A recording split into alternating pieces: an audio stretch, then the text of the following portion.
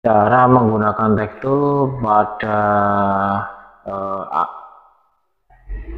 Quasar, semua jenis Quasar ya, ini adalah salah satu alat diagnostik tool, di mana ini laptopnya. Nah, laptopnya sendiri ini Getak dari produk Getak. Ini, oke, tuh keren kan? Tuh, keren. Terus di sini kita menggunakan sebuah apa namanya ini, seperti apa ya, pembaca programnya. Ini dinamakan Vocom atau Volvo komunikator yang udah kedua ya. Di sini tandanya komputernya, laptopnya oke. Oke. Terus kondisi di sini baterainya oke. Ya kan? Tinggal kita nanti connection. Di sini nanti akan ada warning jika terjadi masalah sambungan di sini dan di sini. Ini yang ke laptop dan ini yang ke unit. Kita colok OBD-nya di bawah sana. Bawah sana ya. Di bawah kaki sebelah kanan sini. Ini OBD-nya. OBD itu on board diagnostic. Oke. Kalau sudah, ini sudah. Lalu kita langsung masuk ke ininya aja, ke Tektool-nya aja ya. Kita Tektool, masuk, tinggal klik Tektool ya. Ini lambangnya ini ya. Lambangnya ini agak zoom aja ke arah. Nah, ini. Nah, oke, di sini kita masuk. Password apa? Usernya? M 43 22. Oke. 74. Di sini ada dua mode. Satu ke connect central system, jadi kita bisa online. Kita online di sini ya.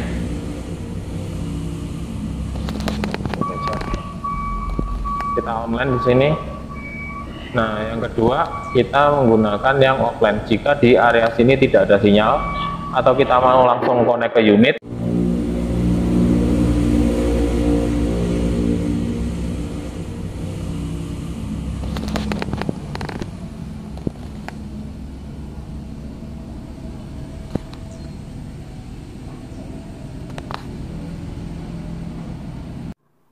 kita akan ambil contoh ya. Tadi kan karena di unit kondisinya nggak bagus sih, karena banyak ya suara-suara lah. Jadi ini unitnya, jadi kebetulan kan sudah kita download tadi, itu udah kita kerjakan, tinggal saya bawa ke kantor ini untuk saya buka lagi sehingga suaranya atau suasana kondusif. Di sini lihatin produknya kan lagi off, jadi tidak terhubung. Kalau offline itu kan memang produknya tidak terhubung kan, kalau offline kan memang tidak terhubung ke internet. Jadinya ini simulasi aja saat unit itu saya download ya kan, saya kerjakan tadi di sana, dan sekarang saya buka lagi, kondisinya seperti ini. Tapi ini hanyalah simulasi ya, kalau terjadi problem biarkan untuk DTC di sini apa namanya melakukan diagnosis. Kita ke latest selection dulu karena tadi di unit ini simulasi kan. Nah, ini unitnya kita pilih OK. Selanjutnya kita pilih work order yang DT311, kita start. Nah, pilihannya tetap apakah ada ini koneksi ke central system. Kita akan tetap akan jawab no aja ya, karena kan kita kan nggak terhubung sama unitnya. Jadinya ya ini aja lah ya. Mohon maaf ini gambarnya seperti ini karena berbenturan kayaknya ini, sedangkan laptopnya tidak bisa saya rekam ini karena tool kan, jadi tidak bisa saya rekam layar ya teman-teman. Pokoknya ada bacaan seperti ini, di no aja dulu ya kan. Setelah di no baru nanti si DTC akan mendiagnosa kalau ada kerusakan. Harusnya yang tampil kerusakannya itu seperti yang ada di belakang nanti itu.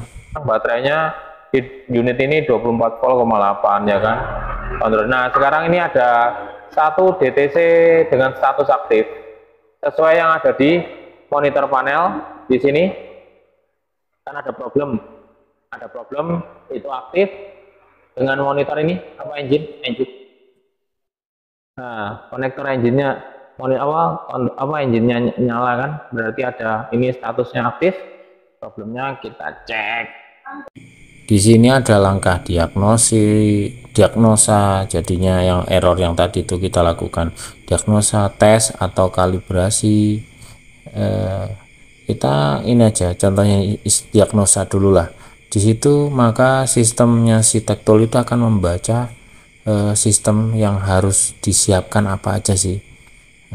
Kita pencet no apa non lah, down nih, close lah, close. Bacanya banyak, pusing. Habis itu udah di situ mau dipilih engine-nya itu tipe apa. Engine ini kan dia D8, terus dia tuh emisinya Euro berapa, ini kan Euro 5. Kita pilih-pilih, terus kita oke, next ya kan, continue nih. Terus kalau sudah, habis itu kita pilih lagi engine-nya itu pakai DA berapa, ini 80 ya. Nah ini kan enak toh, jadinya semua sesuatu. Nah ini step 1. Jadi kalau di unit itu harusnya DTC nya kan aktif itu. Nah di sini tinggal ada statusnya aktif, kita klik aja, nanti step-stepnya akan muncul itu, kita harus ngapain aja sih dalam pekerjaan itu. Jadinya semuanya sudah under monitor lah, kita tinggal ngikutin aja yang sudah disediakan oleh si sistem Tektool, jadi tidak perlu mikir. Kalau terus menu lainnya pada ini ya udah diagnosa, udah lewat lah ya.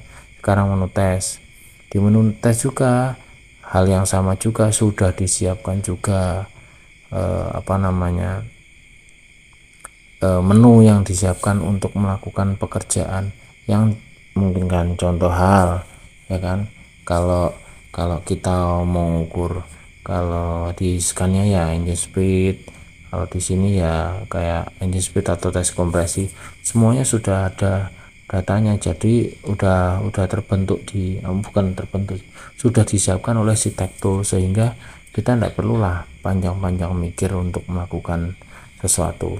Nah udah, ini udah muncul nih tesnya ya kan. Sorry ya gambarnya agak, ini videonya agak, karena berbenturan frekuensinya. Sekarang coba kita pilih ke engine atau nah ada silinder kompresi kan, kita coba di sini silinder kompresi. Di situ ada, di sini ini ada run simulasi ya kan, yang centang itu ada run simulasi. Tujuannya ini adalah untuk mengecek silinder kompresi ya kan. Terus descriptionnya untuk tes apa ya, sorry ini yang run ini kalau kita apa namanya pengen jalanin harus run, karena kan dia terhubung di unit. Kalau dihubung di unit baru langsung aja, tidak perlu di run simulasi itu. Oke, lanjut ke descriptionnya. Tes ini dilakukan jika ditemukan ada deviasi pada kompresi saat engine ya, seperti kayak hunting atau dan yang lainnya, gejala-gejala engine ini blow by tinggi atau seperti apa gitu. Nah jadinya ini sudah di formulanya udah disediakan. Nah ada catatan, selama tes fuel injection akan dijaga untuk dari starting, jadi seperti dimatikan lah, jadi nggak bakal di starting, nggak akan running gitu. Terus yang kedua, cek baterai kondisi, karena kita memerlukan tenaga starting motor terus ya, muter terus untuk kompresi itu kan, jadinya baterai itu sangat diperlukan untuk ini dalam performa maksimum atau terisi penuh lah. Oke, jadinya kalau sudah terisi penuh enak itu, kita tinggal langsung next aja, start aja ya, start mulai untuk anunya. Nah udah deh, tampilannya nanti akan seperti ini. Jadi di sini yang hijau itu atas itu adalah satuan untuk, kalau bagus contohnya itu berapa, 98 silinder 198 100%. Nah kan sampai silinder 6, ingat itu ada simulasi ya. Dan yang merah itu yang ini yang hijau dulu lah ya kan, yang hijau itu dalam kondisi bagus.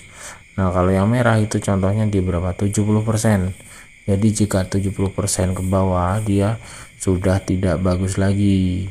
Jadi perlu dilakukan pengecekan entah dari mekanisme valve atau silindernya sendiri.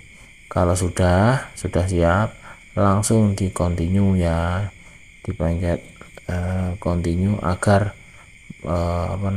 masuk ke menu berikutnya. Kalau sudah, nah itu syaratnya, parking brake harus kondisi aktif. Yang kanan itu tulisan, yang kiri adalah gambarnya. Jadi kalau nggak bisa baca tulisan ya lihat gambar. Terus yang kedua ya kan, engine tidak running ya, jadi 0 rpm, engine tidak running dulu 0, syaratnya dia akan oke.